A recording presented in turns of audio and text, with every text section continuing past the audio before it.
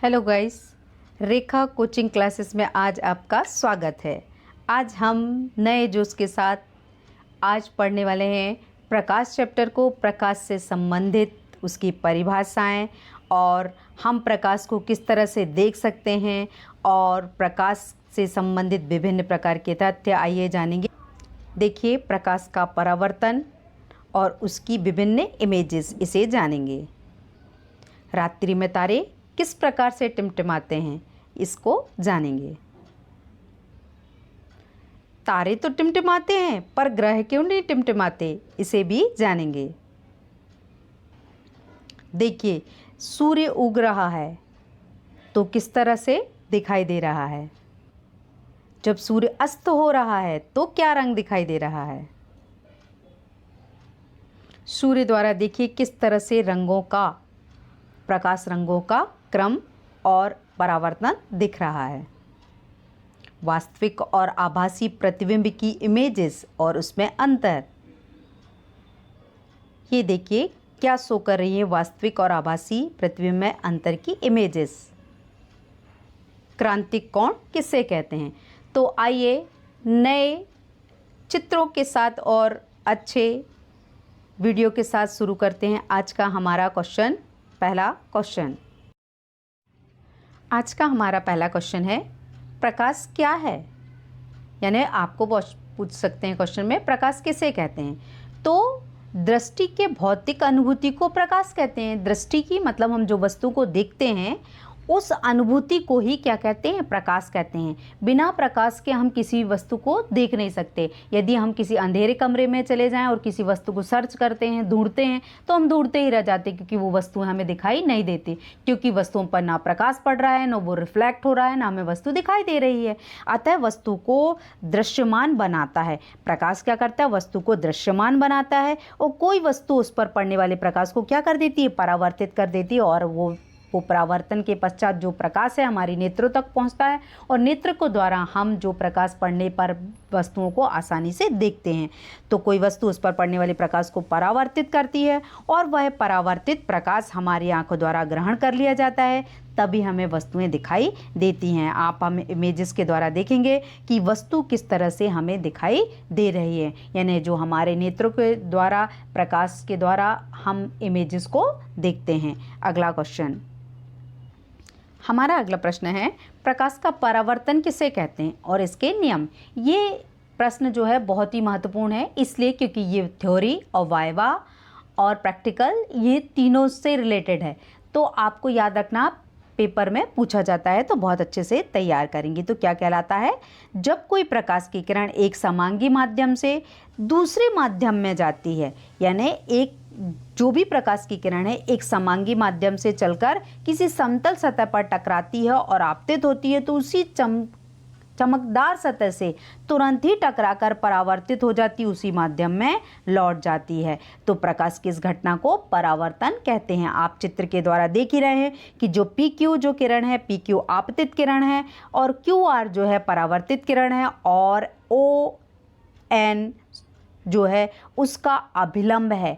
तो आपतित किरण, परावर्तित किरण जो है और अभिलंब है, तल के एक ही बिंदु पर स्थित होते हैं। तो परावर्तन क्या कहलाता है, जब कोई प्रकाश की किरण किसी समतल सतह पर आपतित होती है तो वह उसी बिंदु से परावर्तित हो जाती है, और परावर्तन की इस घटना को हम प्रकाश का परावर्तन कहते हैं।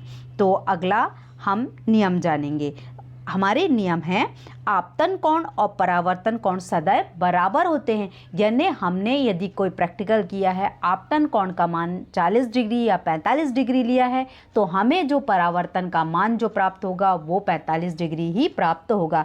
अतः इससे सिद्ध होता है आपतन कोण का मान परावर्तन कोण के मान के कैसा होता है, बराबर होता है। अतः आपतन कोण की जया बराबर किसके है, परावर्तन कोण R की जय के बराबर। आप नियम से देख ही रहे हैं। दूसरा नियम है, आपतित किरण, परावर्तित किरण और अभिलंब तीनों सदैव एक ही तल में होते हैं। तो आप देख ही रहे हैं चित्र के माध्यम से, आपतित किरण, अभिलंब और परावर्तित किरण तल के एक ही माध्यम में, तल के एक ही बिंदु पर स्थित है। तो ये हमारे परावर्तन के क्या हुए, नियम और उसका चित्र। तो आपको तैयार करना है। हमारा अगला क्वेश्चन है, आभासी प्रतिबिंब क्या है और वास्तविक प्रतिबिंब क्या है। तो आभासी का मतलब जिससे आभास हो रहा है, ठीक है। तो किसी स्रोत से आने वाला जो प्रकाश परावर्तन या अपवर्तन के बाद एक बिंदु पर नहीं मिलता है, बल्कि परावर्तित अथवा अपवर्तित किरणों के पीछे बढ़ाने पर, यानी जब हम उनको पीछे बढ़ाते तो एक बिंदु पर मिले तो वो कौन सा प्रतिबिंब बनेगा, आभासी प्रतिबिंब। और अगला है वास्तविक प्रतिबिंब। तो किसी स्रोत से आने वाला जो प्रकाश परावर्तन या अपवर्तन के बाद एक बिंदु पर मिलते हैं। अब जब एक बिंदु पर मिलेंगे तो प्रकाश कैसा होगा, वास्तविक होगा। इमेजेस के द्वारा देखिए, हम इमेजेस में समझ में आ रहा है एक रियल इमेज है और एक वर्चुअल इमेज है। तो अब हम इसको अंतर में बहुत अच्छे से जानेंगे। तो आइए देखते हैं वास्तविक और आभासी प्रतिबिंब में अंतर। तो वास्तविक प्रतिबिंब को बोलते हैं रियल इमेज और आभासी प्रतिबिंब को बोलते हैं वर्चुअल इमेज। क्योंकि हिंदी मीडियम के बच्चों को इंग्लिश बहुत कम आती है, इसलिए आप ये नाम भी याद रखिए। तो जो रियल इमेज, वास्तविक इमेज है, उसका जो पहला अंतर है, इसके प्रतिबिंब को पर्दे पर हम प्राप्त कर सकते हैं क्योंकि वो वास्तविक है, इसलिए हम उसे पर्दे पर प्राप्त कर सकते हैं। पर आभासी जो प्रतिबिंब है उसे पर्दे पर प्राप्त नहीं किया जा सकता क्योंकि वो तो आभास है, इसलिए आभासी प्रतिबिंब को पर्दे पर प्राप्त नहीं किया जा सकता। अगला है, इसका प्रतिबिंब सदैव उल्टा बनता है। उल्टा का अर्थ ये नहीं है कि व्यक्ति सीधा खड़ा है और उल्टा, उल्टा का अर्थ ये है कि अगर हम दाएं साइड खड़े हैं तो हमें उसका प्रतिबिंब बाएं साइड दिखाई देता है, तो वो इमेज जो कहलाएगी उसका रियल इमेज। तो उसका जो प्रतिबिंब होगा वो सदैव उल्टा बनेगा। पर आभासी प्रतिबिंब कैसा बनेगा, सीधा बनेगा। अब तीसरा है, इससे प्राप्त जो प्रतिबिंब है दर्पण के आगे बनता है, यानी हम देखते हैं जो प्रतिबिंब बनेगा वो दर्पण के कैसे बनेगा, आगे की ओर बनेगा। पर जो आभासी प्रतिबिंब है इसमें प्रतिबिंब जो है दर्पण के पीछे, क्योंकि हम पीछे की ओर धीरे धीरे बिंदु ले जाते हैं और तभी हमें उसकी इमेज प्राप्त होती है। तो दर्पण जो आभासी प्रतिबिंब है उसका जो प्रतिबिंब है वो दर्पण के पीछे बनेगा। तो आप ये चित्र के माध्यम से देख लीजिए, आप प्रतिबिंब से ही समझ में आ रहा है, इमेज से समझ में आ रहा है कि वास्तविक जो प्रतिबिंब है इसमें जो इमेजेस है वो किस तरह से प्राप्त हो रही है और आभासी में किस तरह से प्राप्त हो रही। तो आप इन चित्रों के द्वारा भी इस अंतर को आप समझा सकते हैं। अगला क्वेश्चन जानेंगे। अब हम जानते हैं कि सूर्य उदय और सूर्य अस्त के समय जो सूर्य है वो लाल रंग, उसके आसपास वातावरण है वो लाल रंग रक्ताप दिखता है, क्यों? तो क्षितिज के समीप, आप चित्र से ही देख रहे हैं, देखिए क्षितिज के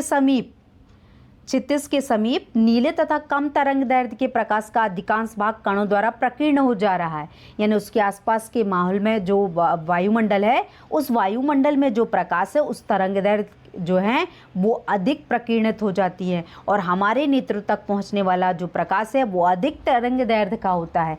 तो वो अधिक तरंग दैर्ध्य का प्रकाश हमारी आंखों तक पहुंचता है और हमें जो है प्रकाश जो है सूर्य का प्रकाश बहुत तीव्र और लाल रंग का दिखाई देता है। तो इसलिए हमारे नेत्र तक पहुंचने वाला जो प्रकाश है अधिक तरंग दैर्ध्य का होता है। इससे हमें सूर्योदय और सूर्यास्त के समय जो सूर्य है वो रक्ताभ का अर्थ होता है रक्त जैसे लाल रंग का। तो इस तरह से हमें सूर्य जो है वो अस्त और उदय होते समय दिखाई देता है। अब हमारा अगला क्वेश्चन है, तारे तो टिमटिमाते हैं पर ग्रह नहीं टिमटिमाते, ऐसा क्यों? तो आपको क्वेश्चन आता है। तो अब हम जानेंगे। ग्रह तारों की अपेक्षा हमारे बहुत समीप हैं, अतः इनसे इतना पर्याप्त प्रकाश मिलता है कि वायुमंडल तारों से निकलने जो चलने वाला प्रकाश है वो क्या होता है, वायु की भिन्न भिन्न परतों से होकर आता है और इन परतों का घनत्व कैसा होता है, भिन्न भिन्न होता है।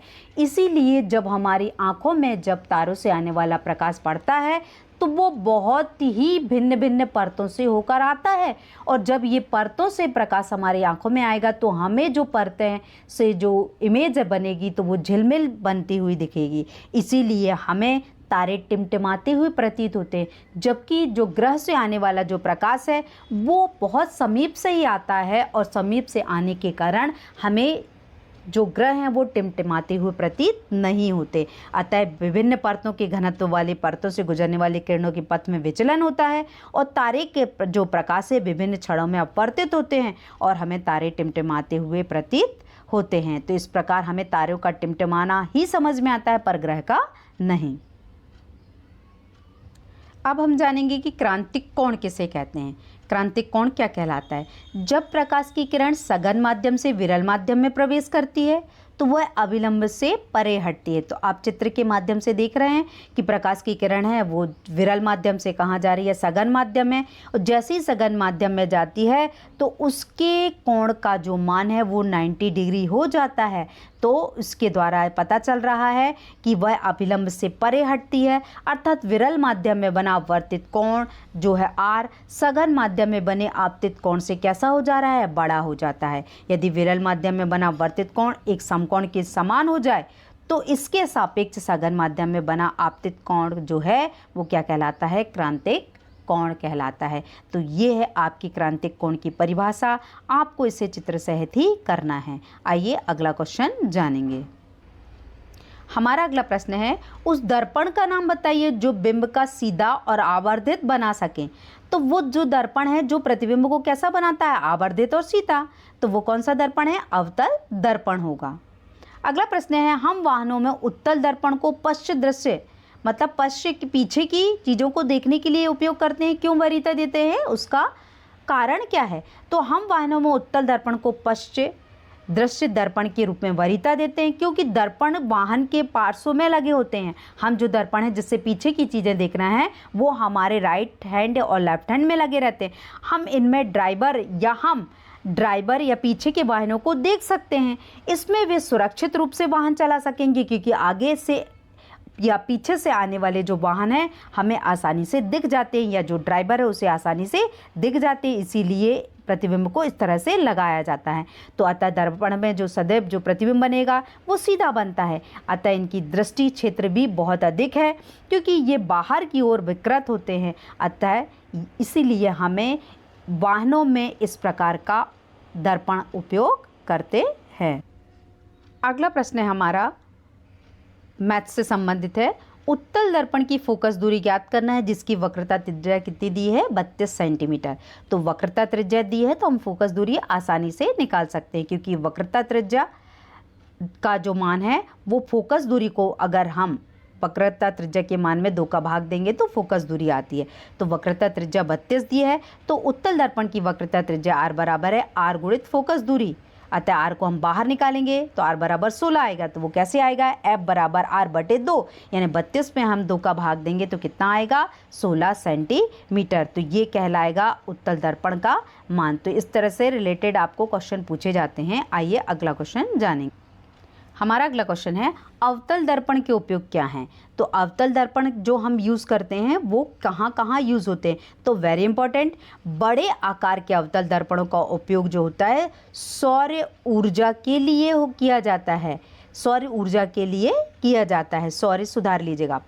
दूसरा है, इनका प्रयोग वाहनों की हेडलाइट्स, लैंपों, सर्च लाइट, टार्च आदि बनाने में किया जाता है क्योंकि अवतल दर्पण क्या होता है? अपने प्रकाश को केंद्रित करके बहुत अधिक तीव्र रोशनी देता है और अवतल दर्पण तीव्र रोशनी और प्रकाश देने के कारण बहुत ही उपयोगी होता है।